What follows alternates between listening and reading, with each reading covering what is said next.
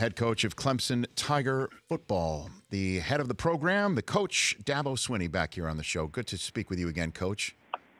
Good to be with you, Rich. How you doing today? I am doing better for talking to you. What's the most asked question you get walking around campus there right around now, Coach? Am I going to, since Rich Eisen has improved his 40 time, will I consider bringing him on board to catch some of the passes from his quarterbacks I got? So what do you think? Well, you know what, Coach? I appreciate that since I know you are a molder of professionally fast men and send them to the next level to ball out and go to Pro Bowls. So I appreciate that. I appreciate that. Yeah. So do I have DeAndre type ability based on what you see on tape, Coach? Well, I love your effort and your heart, and your want to. I mean, those are three great things that you got to have, but in reality, probably better off with where you are right now. See, for sure. I appreciate the tough love. See, that's why you're as good as you are. It's the tough love right there. I got the tough Dabo Swinney love right there. I appreciate that because you can't teach what beats inside. You know that for sure. That's right. You can't teach that. If I could put what you have inside of some of these incredibly gifted athletes, I would probably never lose a game. There's no doubt about that. Well, I did notice you did say which quarterbacks. I did notice that you did say that. I did notice you say that. Yeah, we got some guys, man. We got some guys, and we're in a unique situation. Obviously, we got the guy back that's won 12 games and took us to a playoff in his very first year starting, and so he is much improved from where he was this time last year as a guy going into his really first year to play, and then and we've gone out and recruited a couple of very gifted players, and so it's just, and they've all been here since January, grinding and competing, and so it's a good situation because we're really, for the first time since I've been the head coach, I literally think we have three guys that we could win with. So I'm excited about that. Obviously, one of them is going to run out there when we play, and we practice every day, we grade everything, and it's sooner or later, somewhere along the line, we'll have an end point, and this is where we'll start. But I think you'll see us play more than one guy, probably a lot as we go through the season. As long as they continue to play well, and I don't doubt that they will. So I was going to ask, is there any thoughts to having a 2 quarterback?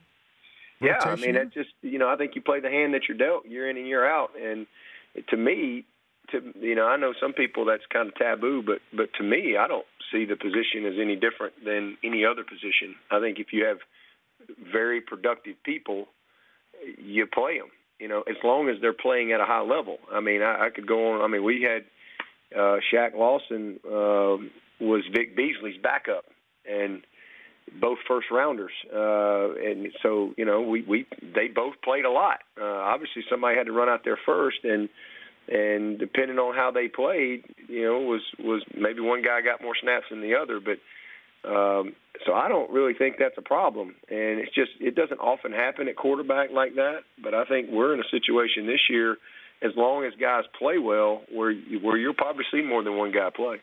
If you could wave a wand, Dabo Swinney, or be in charge of the entirety of the sport and could make a rule change, what would that be? Oh, man. On the field or off the field? Let's go on the field first up.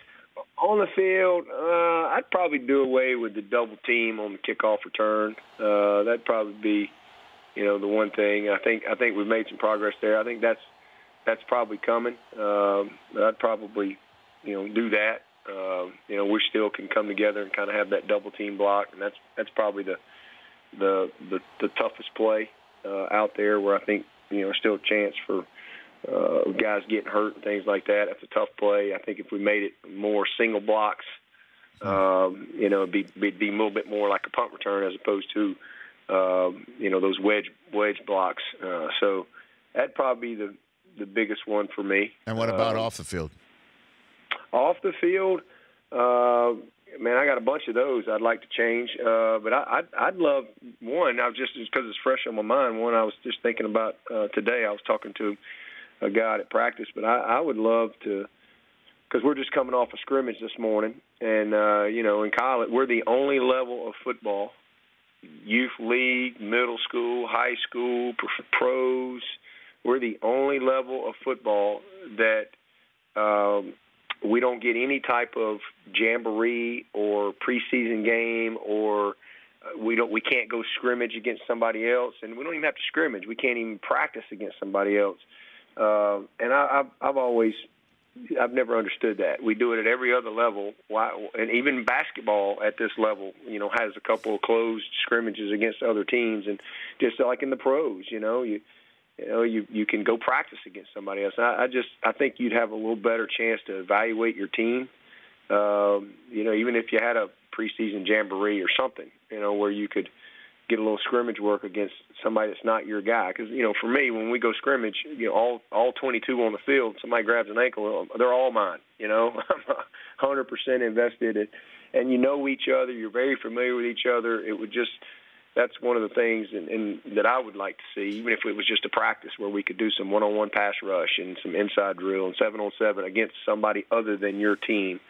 At least once in the fall camp. I think that would be great. Well, maybe something like that could be done in conjunction with getting rid of conference championship games and adding a playoff team or four. Oh, you never know. You never know. I don't know what's going to happen down the road, but I think all that part is probably, pretty much set in stone, I think, till 26, and then they'll review it again and go from there. But I think if you expanded the playoffs, you definitely would have to, change, because to me, right now, any of the championships, ACC, SEC, whatever, it is a playoff game. Because if you lose it, there's probably a good chance you're going to be out, maybe a rare occasion. So I think something would have to change there if they ever did expand it. Would you be up for the expansion of it? I normally ask that of coaches who aren't in it almost every damn year, but would you be up for it? Yeah, I actually like what we have. I really do. I'm kind of traditional in that way. I love college football. I think we already have that, and that's pro football, where you got the playoffs, and I think that. You even see it in the pros now where some of these teams that are in, maybe that last game, they already know they're in the playoff. They just sit guys, they don't play them, and the game's not as meaningful. And I think that makes college football very unique in that every single game matters, and it's really unique. I think we have a good balance. I grew up in the bowls, and I loved going to bowls as a player, and I still like watching them, some of the random matchups and all that stuff. So I think we've got a good balance. I know a lot of people want to see the playoff go to 8 or even more. But I think it's been a pretty good balance, and college football is probably as popular as it's ever been. And I personally think the more you go, the more watered down it'll get. But whatever they say do, that's what we'll adjust to go do, and that's my job is to go compete. But I think we have a good balance of a little of the playoff taste and kind of figuring out, okay, who's number one, as opposed to just the old-fashioned way of just voting them number one and then the computer doing it. It's kind of getting settled on the field, but still having the bowl experience and the opportunity there as well. Couple more minutes left with Clemson head coach Dabo Swinney here on the Rich Eisen Show. It was a couple of appearances on this show ago where you called Deshaun Watson Michael Jordan in cleats, and if folks did not have a first-round grade on him, they should be fired from their talent evaluation position. I'm wondering if when you saw him perform last year, as he did in October, before blowing out his knee and taking the entire league by the lapels and doing what he did, that you felt any form of vindication, Coach? Ooh, did I really say that? That sounded kind of harsh.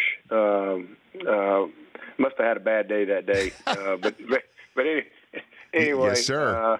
Well, I definitely think if people didn't have a first-round grade on him, they were. I'm not really sure who would qualify for a first-round grade. I mean, he's just an incredibly gifted player. And to me, it's pretty easy to see. I mean, there's a reason why Houston went all the way up to 12 to get him. From I think they were maybe 26, because it's really easy to see. He's a very talented individual, but it's the things you don't see, and that's what I always tried to articulate to people about Deshaun. It's just he just makes everybody else better. I think everybody grows a foot and runs a tenth faster when he steps on the field. He just has that uniqueness about him where you just think you're going to win. And I think that comes from how he carries himself, what people see, not so much what he says. It's just what people see in him. You know, he is a incredible preparer. He's brilliant. He's very smart, very instinctive, and he just is a winner, and always has been. He's got a great toughness, great moxie, and those are things that are sometimes hard to see when you're just evaluating, tape. And that's what I tried to articulate about him is, the best of the best out there, the Michael Jordans and so on, they were more driven about just fanatical about their performance and the little things. And that's who he is. And I wasn't looking for any vindication. I don't need to be vindicated. I just want to see him do well, and I was really happy. I was obviously disappointed he got hurt, but man, I'm really glad that he got a chance to go show what he could do, and because you don't just luck up and do what he did. And the best thing might have been him giving up his first professional paycheck to folks who worked in the cafeteria in Houston because they lost so much in the hurricane. Right. I mean, well, he's very humble. He's a very humble young. That's the other thing that I love about him. He's just a very humble person, and you just know he's going to do the right things, and he's going to always be there and always be ready. And that was awesome because that's who he is. That's not something that he did for publicity. He was a young person that grew up, and a lot of people stepped up to provide for him all the way back to Work Done, who provided his first home through the Habitat program. So I just think that's who he is. That's in his DNA and very natural for him. Last one, you had Favre by, huh? He visited your team? Yeah, man. Yeah, that was kind of a cool thing for me. I never really got a chance to know Brett Favre, although we played against each other my sophomore year, his last year at Southern Miss. Yeah. So I always dreamed about catching passes from Brett Favre, and so it's pretty cool to be able to play a little pitch and catch with him. I think he threw the first 3 or 4 pretty wobbly on purpose, just to kind of check my oil and see how I was going to do. But man, he can still rip it. I'll tell you that. There's a lot of teams in that league right now that would love to have that arm. What route did you run? What route did you run? Oh, I didn't run any routes. We just played. We were just ripping it back and forth, playing some catch, and but he's still got it, man. That guy can sling it. He's 48, I think. He and I are about the same age, so he looks great. Heck, he looks like he's in better shape now than maybe when he was playing. But really enjoyed him. I'd spoken at an event back in the spring, and that's how we met. And so we just kind of stayed in touch, and he came in and spoke to our guys, did a great job. He was exactly as you would think. A lot of great stories, very transparent with our guys. And it was a fun day. And then he hung around for practice, and it was pretty cool to be able to throw the ball around with him a little bit. Well, I enjoy our chat. Thanks again for calling in, Coach. Really always appreciate that. And thanks for the tough love at the top. Always good to be with you. All the best. Thanks again for the tough love on the 40 at the top of our conversation. I appreciate that. Dream big. Keep working. Okay, very good. That's Dabo Swinney. The Rich Eisen Show, weekdays at noon Eastern on Audience.